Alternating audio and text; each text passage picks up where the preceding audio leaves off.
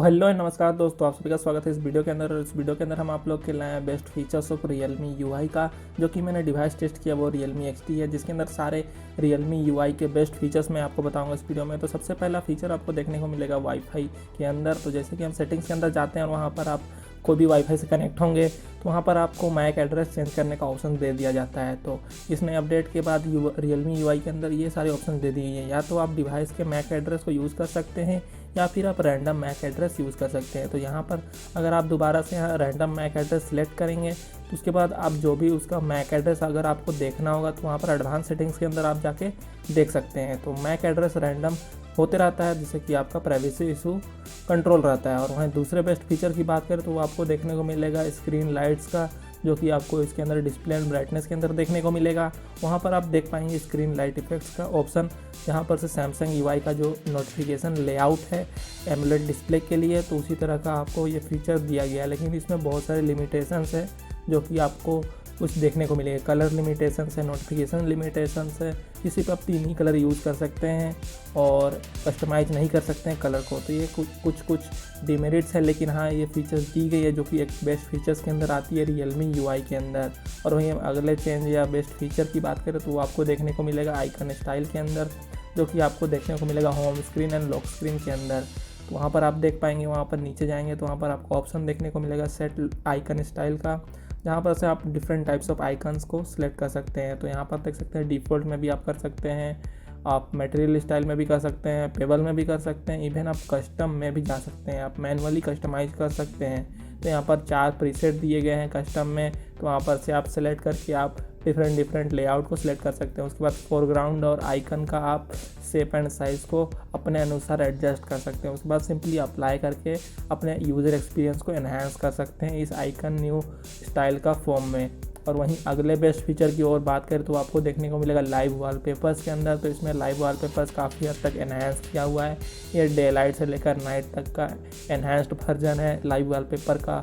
तो जैसे दिन होगा तो कुछ इस तरह होगा और रात होगा तो कुछ अलग ही इसका वॉलपेपर होगा। तो ये काफ़ी मुझे अच्छी लगी ये लाइव वॉलपेपर जो कि Realme UI के अंदर दी गई है, ये बेस्ट फीचर्स। तो अगले बेस्ट फीचर्स की ओर बात करें तो आपको देखने को मिलेगा नेविगेशन बटन्स के अंदर। तो यहाँ पर आप देख पाएंगे नेविगेशन बटन, इसमें सारे तरह कंट्रोल दिए गए हैं। आप चाहे तो जेस्चर यूज़ कर सकते हैं, लेफ़्ट राइट वाला जो कि नॉर्मल यूज़ करते हैं लोग, और या फिर आप वर्चुअल बटन का भी उपयोग कर सकते हैं, जिससे कि आप कस्टमाइज़ कर सकते हैं। आप बटन को लेफ़्ट राइट वगैरह स्विच कर सकते हैं, जिससे कि आपको यूज़फुल होगा।